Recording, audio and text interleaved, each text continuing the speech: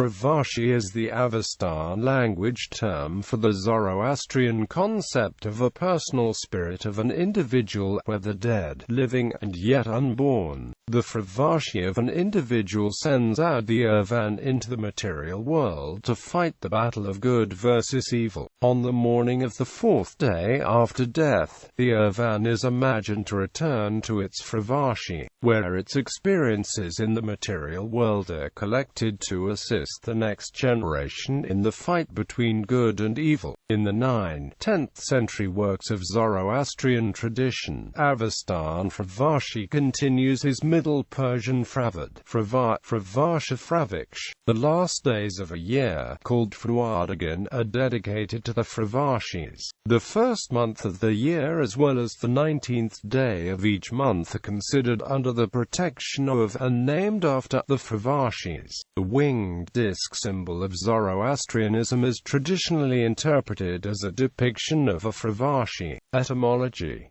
the word fravashi is commonly perceived to have var to choose as its root. From reconstructed *fravati, fravashi could then mean one who has been selected. The same root, in the sense of to choose, professor faith, is found in the word fravaran, the name of the Zoroastrian credo. Other interpretations take other meanings of var into consideration, either as var to cover, that in a bahuvihi with fra toward, provides protective valor, or a derivation from var to make, be pregnant, which gives promoter of birth, birth spirit. One interpretation considers a derivation from var turn, hence turning away, departing, death. The Epistles of Zadspram, a 10th century exegetical work, derives fravashi from fravaksh, to grow forth.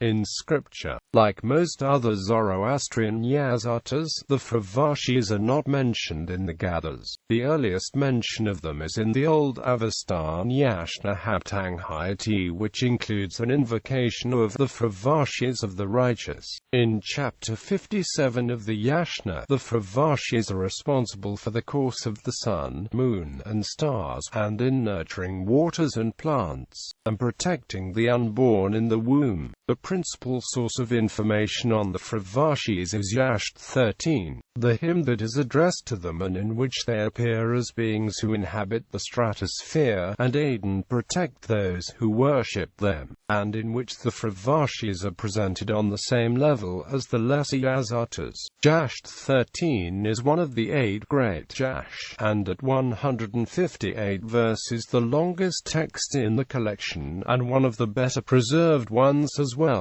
It is also the second most frequently recited Yasht. Several different authors contributed to the hymn, and its literary quality is uneven. While some verses are rich in traditional poetic phrases, others are of dully imitative prose. The frequently repeated KSH Numan of Yasht 13 is, "We worship the good, strong, bounteous fravasis of the righteous." Yasht 13 begins with a cosmogonical chapter in which the creator Ahura Mazda is portrayed as acknowledging that material creation was brought about with the assistance of many hundreds, many thousands, many tens of thousands of mighty, victorious fravashis. Moreover, Mazda is presented as acknowledging that without the help of the fravashis, cattle and men would have been lost to Angramanu. This declaration is wholly unorthodox, and unsupported by any other text. The verses 14-15, as also several other verses scattered through the text, describe how the fravashis continue to sustain the material world and mankind in the post-creation phase of the world. Verses 16-17, as also several other later verses, celebrate the military prowess and assistance in battle, where they are invoked invoked. Verse 20 includes an injunction to memorize their invocation, so as to be able to call on them in times of need. In 13.49-52, the hymn turns to the function of the fravashis in relation to the dead. The fravashis of the dead are said to return to their homes during the last days of the year, hoping to be worshipped and receive gifts, in exchange for which they bless those who live there. This section, known to priests by its opening words as the Yavizatha, also appears in Sirosa 1/2 and several Afranagans,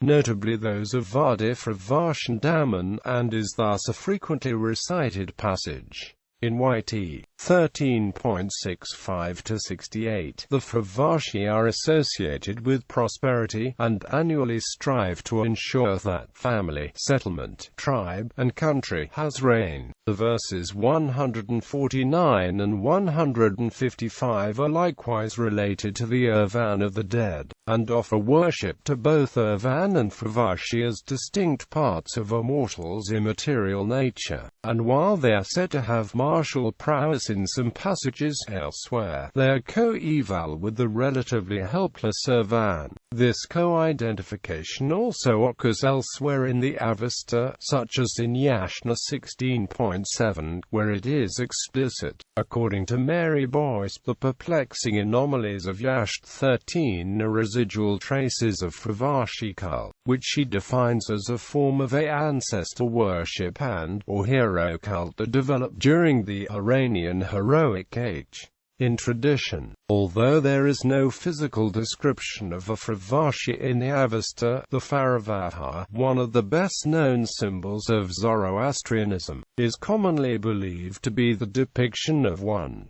The attribution of the name to the symbol is probably a later development. In Avestan language grammar, the fravashi are unmistakably female, while the fravah symbol is unmistakably male. In the Denkid's myth of Zoroaster's conception, the prophet's fravard is sent down from heaven within a unique plant to be united on earth with his mortal body and appointed glory. In the Bundarashan's creation myth narrates a fable in which the fravashis are given a choice of either remaining protected with Ahura Mazda, or being born into mortals' suffering but also helping bring about the defeat of Angramenu. The fravashis are shown the future before the creation of the Getic material world. Ormized's offer of security within action is rejected, and the fravashi consent to enter the material world as active allies in the battle against evil. In another cosmological myth, when Angramenu breaks into the created world, the fravashis draw together on the rim of the sky to imprison him. The Denkid, Shakand Gumanik Vicha, Menogai Krat, Zetspram, and several other works together include an extensive theological exegesis on the distinction between Getic and Menic aspects of creation, and between the fravard and urvan. In the hierarchy of the Yazatas, the fravashis are the assistants of the Amesha Spentahau Arvatito of wholeness, whose special domain are the waters. In the day-name dedications of the Zoroastrian calendar, the fravashis preside over the 19th day of the month and the first month of the year, and both are named after the fravards.